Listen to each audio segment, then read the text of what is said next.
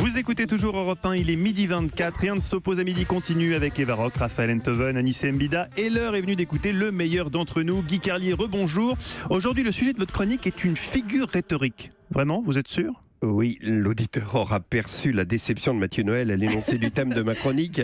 Si vous saviez à quel point j'apprécie la participation de Raphaël à notre émission aujourd'hui, car en sa présence, Mathieu est bien obligé d'accepter que j'élève le niveau intellectuel de cette chronique. Hélas. Et je vais donc parler aujourd'hui d'une figure effectivement de rhétorique qui s'appelle la prétérition, qui consiste à parler de quelque chose après avoir annoncé que l'on ne va pas en parler.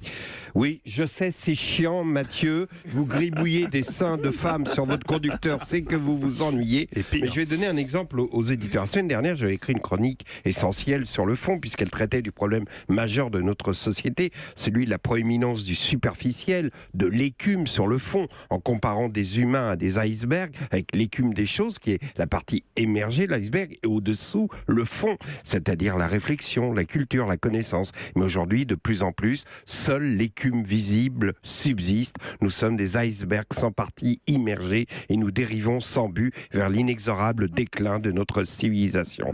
Et là, à cet instant, Mathieu Noël me dit « C'est bien comme idée, mais si tu pouvais glisser une allusion à l'odeur d'épais de Marcel Campion, ce serait rigolo. » Voilà où nous en sommes. Et voilà pourquoi aujourd'hui j'apprécie de pouvoir parler de la prétérition, qui est donc une figure de rhétorique assez grossière, car évidemment, on comprend tout de suite qu'elle affirme ce qu'elle prétend nier. À cet égard, le tweet de Donald Trump affirmant au sujet de Kim Jong-un, je cite « Je ne l'appellerai jamais petit gros », est hallucinant et symptomatique du niveau de nos dirigeants politiques. Imagine-t-on Churchill tweetant « Je ne dirai jamais qu'Hitler a une mèche de garçon coiffeur ».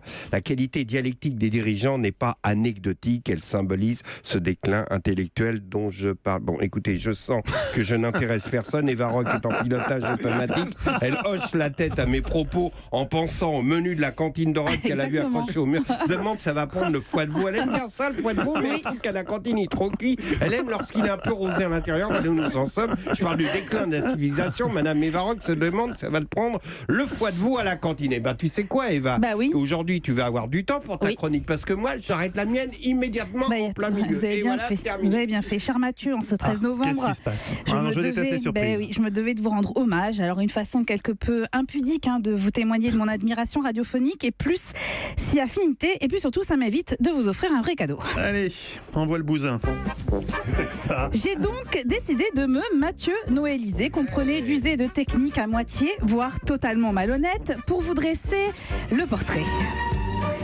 Et seulement le portrait, puisqu'en matière d'amour de soi, seul Julio Iglesias s'auto-kiffe autant que vous. Allô, allô, allô ? Allô, allô, allô ? Ça y est, je m'entends enfin. Oh mon Dieu, quelle voix. T'as aimé là ? C'est bien joué, hein ? J'entends ma chaude voix. Je m'excite. Ah mais oui, je te le dis comme je le pense. Mathieu, j'ose poser la question, peut-on résumer votre personnalité à un érotomane boursouflé d'orgueil, s'adonnant compulsivement à un onanisme de l'ego ? Oui, pardon, exact, vous êtes un garçon complexe, insaisissable, secret, imprévisible et parfois même... Je dirais que ça part sévèrement en couille. Oui, mais quel est votre secret, Mathieu ? Quel est votre fournisseur d'énergie et de talent ? C'est le bon vin qui nous met tous en train. C'est le bon vin qui nous met tous en train. En vrai, généralement, vous trouvez toujours le bon mot, détectez tous les petits travers de vos collègues. Bref, en termes techniques, le coup de pute qui fait mouche.